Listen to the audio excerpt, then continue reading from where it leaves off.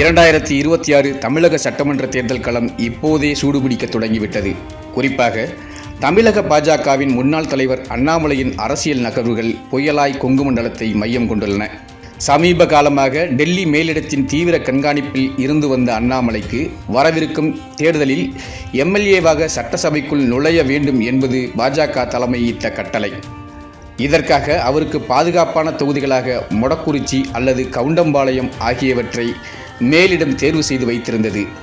ஆனால் அண்ணாமலையின் முடிவோ வேறு விதமாக இருக்கிறது. டெல்லி தலைமையிடம் அண்ணாமலை முன்வைத்த வாதம் மிகவும் தர்க்கரீதியானது. இந்த முறை நான் போட்டியிட்டால் வெற்றி பெறுவது உறுதி. ஆனால் அதிமுக கூட்டணியில் நான் ஒரு எம்எல்ஏவாக உள்ளே சென்றால் சபையில் என்னால் தன்னிச்சையாக செயல்பட முடியாது.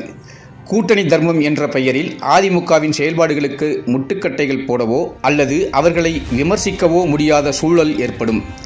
இது எனக்கு தர்ம சங்கடத்தையே தரும் என்று வெளிப்படையாகவே தெரிவித்துள்ளார். அதற்கு பதிலாக கொங்கு மண்டலத்தில் உள்ள சுமார் 60க்கும் மேற்பட்ட தொகுதிகளில் என்டிஏ கூட்டணியின் வெற்றியை உறுதி செய்யும் பொறுப்பை எனக்கு கொடுக்க வேண்டும் என்று கோரிக்கை விடுத்துள்ளார்.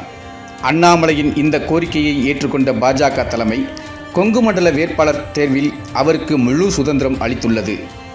இதுதான் தற்போது அதிமுக வட்டாரத்தில் பெரும் குடைச்சலை ஏற்படுத்தியுள்ளது. அண்ணாமலை குறிவைக்கும் தொகுதிகள் அனைத்தும் கடந்த தேர்தல்களில் அதிமுக கோட்டையாக கருதப்பட்டவை.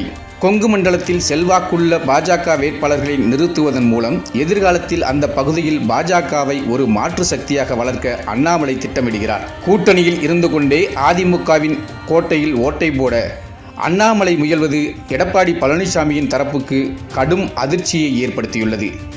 வெற்றி வேட்பாளர்களை நான் அடையாளம் காட்டுகிறேன் என்று அண்ணாமலை இறங்கியிருப்பது வெறும் தேர்தல் பணி மட்டுமல்ல, அது 2026க்கு பிந்தைய தமிழக அரசியலில் பாஜகவை ஒரு பிரதான எதிர்க்கட்சியாக நிலைநிறுத்தும் முயற்சி என்கிறார்கள் அரசியல் நோக்கர்கள்.